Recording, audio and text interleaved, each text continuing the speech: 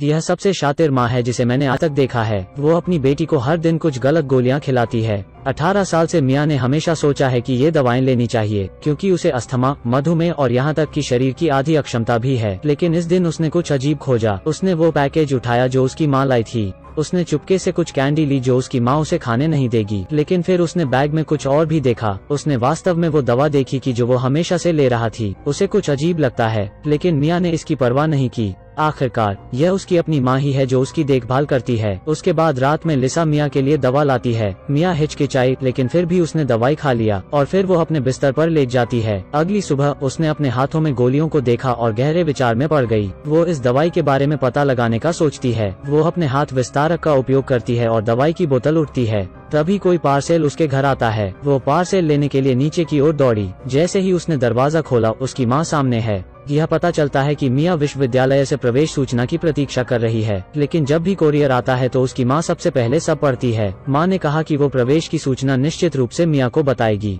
लड़की वापस बेडरूम में आती है और दवा की बोतल को देखती है। जितना वो इसे देखती है उतना ही वो परेशान है। फिर उसने अपनी दवाई की बोतल का स्टिकर उतारा। ऊपर का स्टिकर निकल जाता है। निश्चित रूप से बाहरी पैकेजिंग अलग थी और अंदर वास्तव में एक अलग दवा थी। रात को उसकी माँ दवा और पानी लेकर आती है। उसने गोलियां लेने का नाटक किया। जब माँ चली गई तो उसने गोलियां थूक दी। उसे नहीं लगता कि यह उसके लिए अच्छा है। माँ के सोने का इंतजार करते हुए वह ध्यान से लिविंग रूम में आती है। उसने कंप्यूटर चालू किया और दवा के बारे में पता किया, लेकिन घर पर इंटरनेट काट दिया गया है। मिया काफी हैरान है। उसे नहीं पता था कि लिसा यह सब देख रही है। अगले दिन उसने एक फार्मेसी में कॉल लगाई। अप्रत्याशित रूप से उसकी माँ ने फार्मेसी से बात कर ली है। वो डर गई और फोन काट दिया। फिर उसने किसी और को फोन डायल किया। उस व्यक्ति ने वास्तव में उसे दवा का नाम खोजने में मदद की। फोन करने वाले ने उसे बताया यह दिल की बीमारी के लिए दवा है। जाहिर तौर पर उसकी हरी गोली के सही नहीं है। उसने फोन काट दिया है और अब वो पूरी तरह से हैरान है। वो आज अपनी माँ के साथ फिल्म देखते हुए भाग उठी। उसे सड़क पर एक फार्मेसी मिली। उसने ये अज्ञात दवा दिखाई और वो यह जानना चाहती है कि यह क्या है।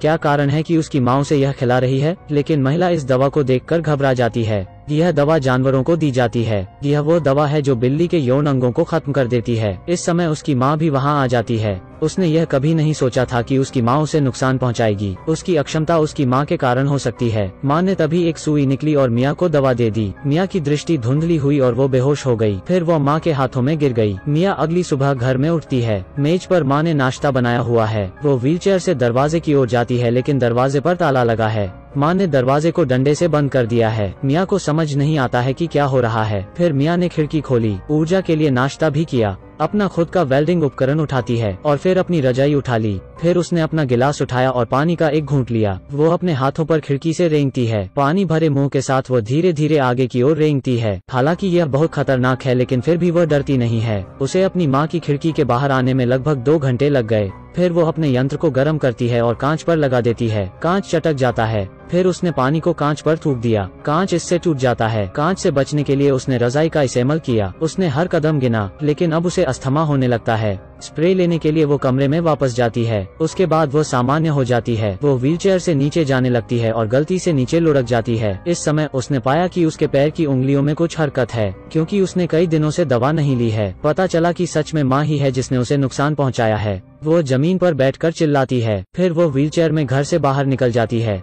रास्ते में उसने एक डिलीवरी वैन देखी। आदमी मिया को देखकर बाहर आता है। उसने ड्राइवर को अपनी सारी कहानी बताई। वो उसे मदद करने के लिए तैयार है। लिसा की गाड़ी तभी आ रही है। लिसा गाड़ी से उतरकर आदमी को उसकी बेटी लौटने कहती है। फिर वो उसे पुलिस को बुलाने की धमकी देती है, लेकिन ड्राइवर स्पष्ट रूप से एक अच्छा व्यक्ति है। उसने इसकी परवाह नहीं की और मिया को गाड़ी में बैठा दिया। वो अभी गाड़ी के बाहर निकला ही था कि तभी लिसा ने उसे सुई गड़ा दी और उसे बेहोश कर दिया। कार में मिया पहले से ही डरी हुई थी। क्या यह अभी भी उसकी माँ है? जब वो जागी तो वो एक तहखाने में कैद थी। उसे यहाँ प्रतिष्ठित स्कूलों से अनगिनत प्रवेश नोटिस मिले। यह पता चला है कि वो इतने प्रसिद्ध स्कूलों में जा सकती थी। हर बार उसकी माँ ने उसे यहाँ रोकने के लिए ऐसा किया था। उसने दूसरे बॉक्स में कुछ और भी डरावना देखा। वो लिसा की असली बेटी नहीं है। यह पता चला है कि लिसा की बेटी अस्थमा से लकवाग्रस्त पैदा हुई थी। जल्द ही उसका बच्चा मर गया था। फिर उसने इस बच्ची को गोद लिया था। फिर उसने नशीले पदार्थों के जरिए मिया को अपनी ही बेटी जैसे विकलांग बना दिया था। उसे 18 साल तक कैद में रखा गया और बाहरी दुनिया से दूर रखा गया। लिसा अंदर आई और जानती थी कि अब सच छिपाना मुश्किल है। अब वो बेटी के सामने सख्त है। वो सुई उठाती है और उसे दवाई देना चाहती है। तभी मिया गोदाम में छिप जाती है। उसने शेल्फ पर रखे छोटे डिब्बों को देखा और एक योजना बनाई। जब लिसा ने दरवाजा खोला तो उसने थोड़ा सा काला रस सीधे पी लिया, क्योंकि वो जानता है कि लिसा उसे मरने नहीं देगी। निश्चित रूप से उसे अस्पताल ले जाया जाता है, लेकिन जब उसे होश आया तो लिसा वार्ड के बाहर उसका इंतजार कर रही थी। फिर वो वहाँ से चली गई। लिसा के जाने पर मिया ने नर्स को लिखने के लिए कहा, लेकिन आधे अधूरे लिखते लिखते माँ उसे वहाँ से ले गई। यह पता चला है कि लिसा पास है मौजूद थी। उसने श्याओमी को धक्का दिया और बाहर ले गई। रास्ते में मिया राहगीरों को इशारा करने के लिए अपनी आंखों का इस्तेमाल करती रही, लेकिन यह बेकार है। वार्ड में नर्स ने मिया का संकेत पाया। लिसा को रोकने के लिए अस्पताल ने पुलिस को बुला लिया। लिसा बंदूक निकालती है तो पुलिस रुक जाती है। लिसा को कंधे में गोली लगती है। 10 साल बाद मिया अपनी माँ से मिलने जेल आती है। उसके पैर इतने अच्छे नहीं हैं। यह विकलांगता जीवन भर अब मिया के साथ रहेगी। उसने लिसा से कहा कि वो अपने दादा दादी से मिलने गई थी और उनसे खूब बात भी की, लेकिन लिसा के भाव थोड़े डरे हुए थे। अचानक मिया का मुंह हिलने लगा। उसने 3 छोटी गोलियां थूक डाली। 18 साल की अज्ञात दवाएं अक्षम और दयनीय हो गई हैं। यहाँ पर फिल्म का अंत होता है। यह एक सस्पेंस और थ्रिलर फिल्म है। इन दोनों अभिनेताओं की एक्टिंग बहुत लाजवाब है। वीडियो देखने के लिए धन्यवाद। मिलते हैं अगली वीडियो में।